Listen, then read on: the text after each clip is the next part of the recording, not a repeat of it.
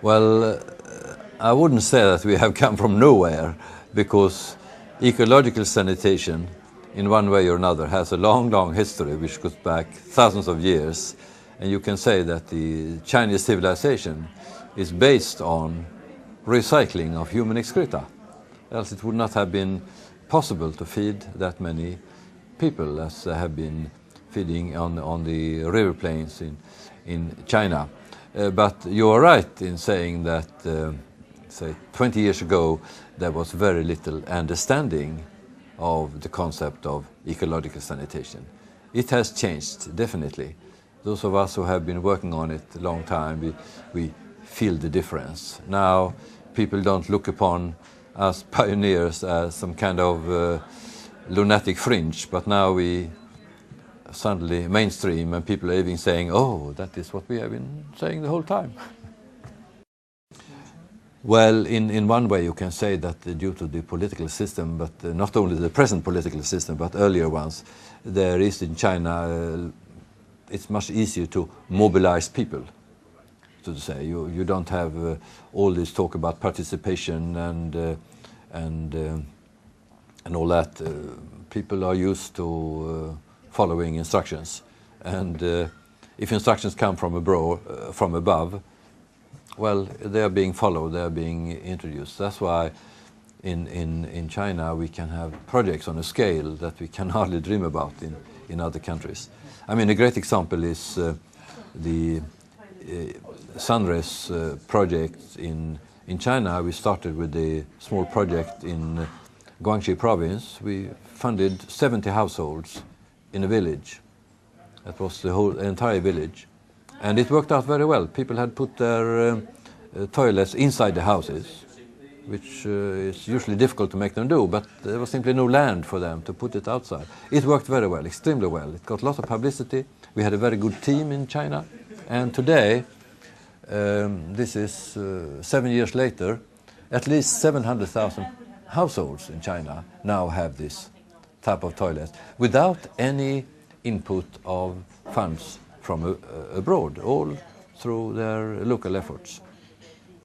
Because of this background of the recycling which has gone on in China, recycling of human excreta has gone on in China for the past 4,000 years, they don't have these taboos which you have in other cultures.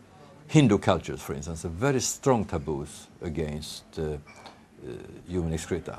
People don't even want to touch their own human excreta, so they have developed a caste system where those who are outside the caste system, their main job is to take care of the excreta of the rest. And in Africa, traditionally, most farmers, they practiced slash and burn agriculture, shifting agriculture, so there was no need for fertilizer. It is a very efficient system of agricultural production when you have plenty of land. You burn, you grow for a year or two, you move. So for them, for the African shifting cultivator, human excreta was just something smelling badly and possibly dangerous because it could spread disease. So they have a different attitude, and they represent the extremes, we can say. Africa, south of the Sahara, they are what I have called, they have often a fesophobic culture, and the Hindus also fesophobic, while the East Asian cultures, where they for thousands of years had to return all the nutrients to the soil, they are fesophilic. They have a positive attitude towards human excreta because it has a value. That is an attitude you find not only in China but also in Japan and in Vietnam. So because of this difference in culture, it is much, much easier to make progress in China because you don't have to start by breaking down some taboos. Well, there are quite some challenges. You know, I believe that although ecological sanitation has a long, long history, we are just in the beginning of a very exciting development. And we can draw a parallel with the development of flying with aeroplanes heavier than air. It was just over 100 years ago that the brothers Wright in the United States made the first flight. A few yards up in the air, flying maybe 30, 40 yards.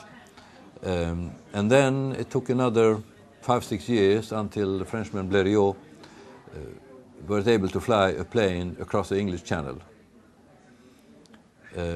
Very few people at the time could imagine that 2 generations later we would be flying around the world virtually non-stop in huge aircraft taking 300, 400, 500 passengers.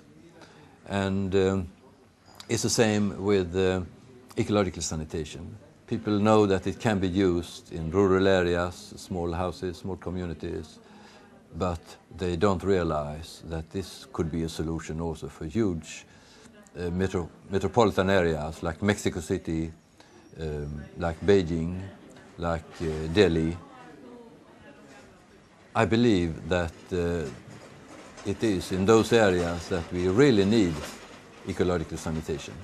And although we don't know what the solutions would be 50 years from now, they would still be based on the same ecological principles as the simple systems and rather primitive systems we are still working on. Well, first of all, most of the people living in urban areas 50 years from now, their houses have not yet been built, because these are there is an enormous expansion of urban areas, especially in East Asia, where I'm working now. And secondly, whatever has been installed today would have to be replaced within 30, 40, 50 years. So from an economic point of view, it's entirely feasible to introduce new systems. Well, I think simply it is necessary, because some of the largest metropolitan areas in the world already have grave problems with water, availability of water, amount of water, and also pollution of groundwater, for instance. I mean, Beijing, the whole of northern part of China is really short of water. Mexico City is desperately short of water. And so are the main cities in India. And considering that situation, is simply not feasible to go on taking large amounts of the water available, polluting it and flushing it away. But there are also other things. For instance, just last week, the British newspapers were reporting that scientists have found in the drinking water in Britain traces of Prozac. Well, names of drugs change between countries, but Prozac is one of the main used, well, what do you call it? A drug that people take to calm down and... Tranquilizers, yes. One of the main tranquilizers. And so many people are taking it now, and it is passing, much of it is passing through the body and goes out with the urine. And even if this urine passes through a traditional treatment plant, you know, this treatment plant, they were put up to deal with bacteria. They cannot deal with those products of pharmaceuticals. So that is another reason to stick to the approach we have called don't mix. Don't mix urine and feces. After all, they come out of the body in different directions. Keep them apart. Well, the major difference is that earlier, if you go back 15, 25 years, the projects were very small and usually run by enthusiasts. But now they are taken up by institutions like Swedish SIDA, like German GTZ, like the Austrian Aid, UNICEF, World Bank. These big actors in the field of sanitation and development aid, they are now supporting, running ecological sanitation projects in a number of countries around the world. And that has come about very rapidly, in less than 10 years' time, I would say.